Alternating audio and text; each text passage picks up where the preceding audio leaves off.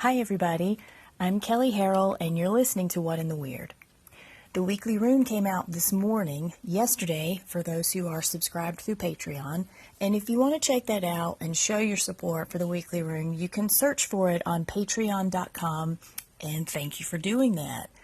You can also get the simplified free version at my website, soulintentarts.com, and that subscription will land the weekly rune in your inbox every Monday morning.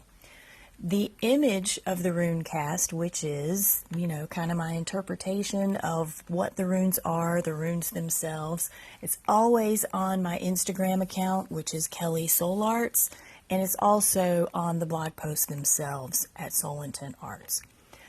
So, we're still hanging in there with Dagaz. We're in the second week of our half-month stay with it, clearing out the dregs of summer solstice, at least here in the northern hemisphere. Was that intense or what?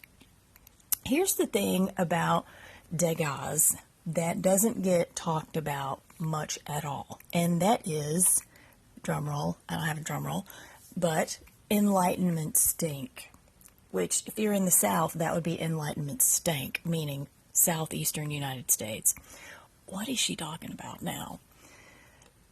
If you're really honest with yourself, you've been there. I've been there. And if you're not ready for that kind of self-revelation, you can definitely point a finger at somebody else who's been there.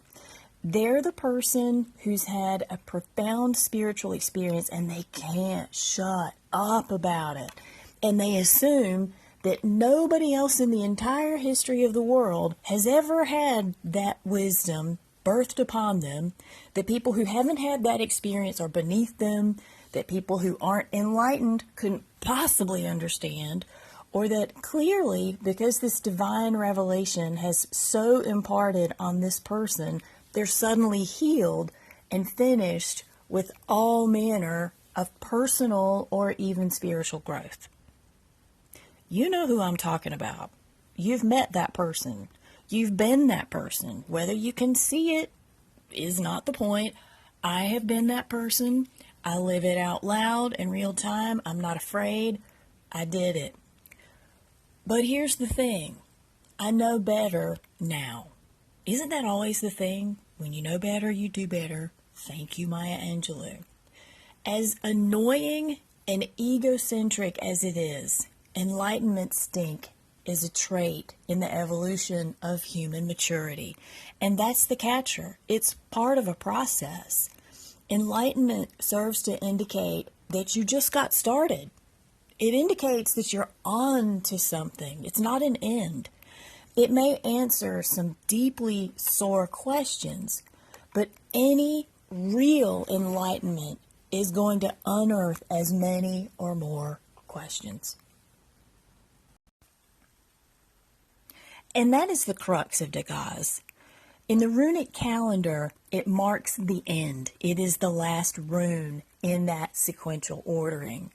Its different placement in the Elder Futhark shakes that up a bit, though the intent is still the same.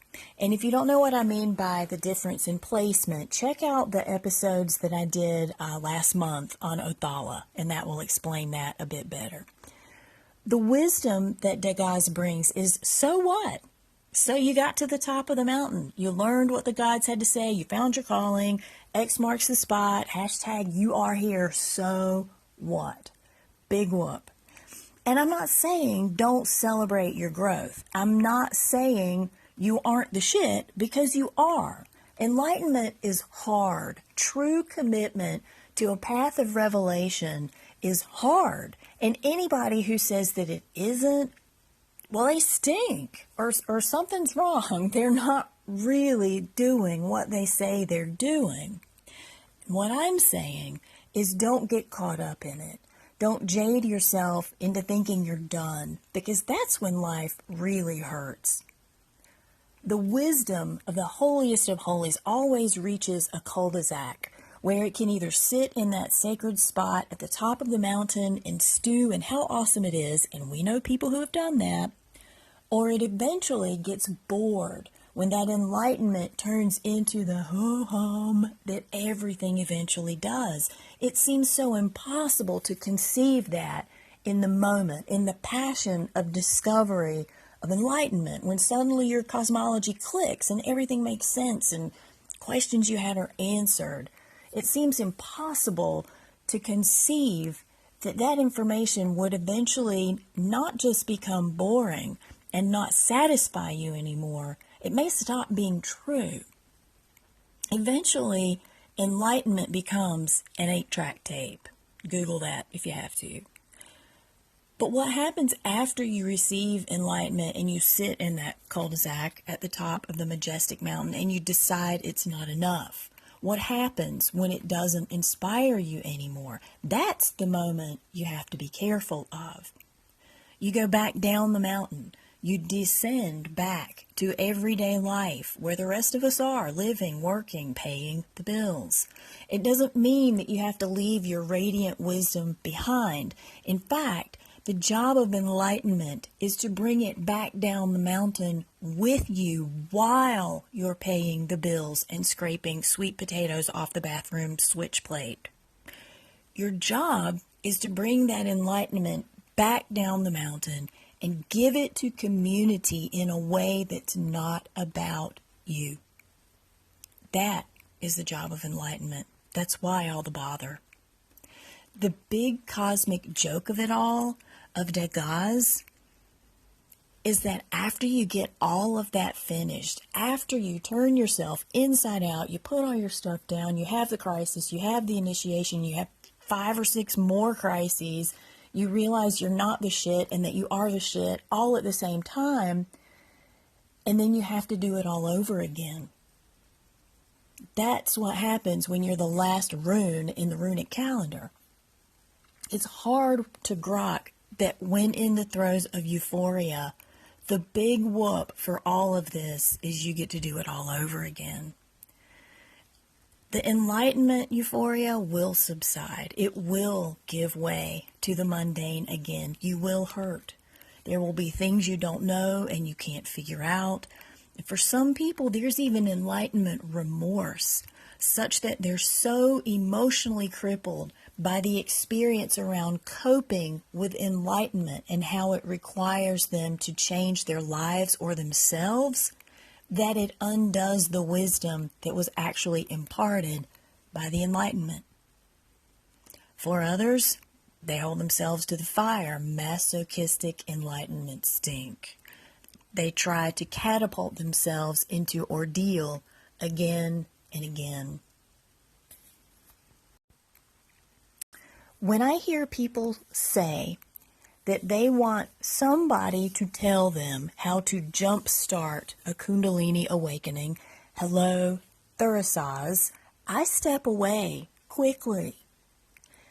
That is inviting the biggest trouble in your life that you could possibly imagine. That's like saying, universe, come get me, with a bullseye on your forehead. And I've had my share of lightning strikes. Thank you very much. I really was struck by lightning when I was a kid, but that's a whole other story. I don't know if you guys know this, but I mentor people who want to be live out loud animists and those who feel called to a path of modern shamanism. And one thing I make clear to people that I work with is I don't drag you screaming toward enlightenment. It sounds funny to say that, but my formal spiritual education came 20 years ago in a time where that was how people taught. They invoked chaos in your emotional, mental, and if not spiritual state to impart lessons, which if you're me and you grew up post-traumatic and pissed off, that's not a smart combination to instill a spiritual practice. I consider that a very Piscean dynamic. We are not in the Piscean age anymore. It's very much I'm the teacher, you're the student forever. I know best, you don't. The difference is sitting in a circle versus a row of desks. Piscean energy versus Aquarian.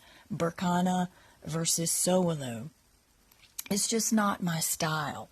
It's not my place to teach you through invoking crisis in your life. My job is to give you the material and let you do that for yourself. Let the material do that for yourself. Because if you're really working the material, it will challenge you to grow. It's inevitable. My job is to provide you the grounded resources and community that help you breathe through that crisis, that initiation, that gloriously wonderful enlightenment. If you want information on what I teach and how I mentor, visit soulintentarts.com. For now, sift through the enlightenment of the day. What did Solstice teach you? What do you need to take from it? What was shined upon bright as day that you cannot overlook, that if you don't hold it carefully will consume you? Check yourself as we begin that descent down the mountain of the runic calendar. What's in it for you? What wisdom that isn't about you can you bring to community right now, right where you stand? That's it for this episode. So what? Feel free to email me at Kelley@soulintentarts.com or call in through the Anchor app, which you can download for Android or Apple. And you can also check out earlier episodes of What in the Weird from Google Play, iTunes, and a collection of other platforms. If you get a chance, check out Everyday Animism, which is a podcast that I co-host with a couple of lovely ladies, also on Anchor and widely available. You can learn more about me and my work by visiting soulintentarts.com. Thank you for listening. Thank you for walking your walk. I'm Kelley, and this has been What in the Weird.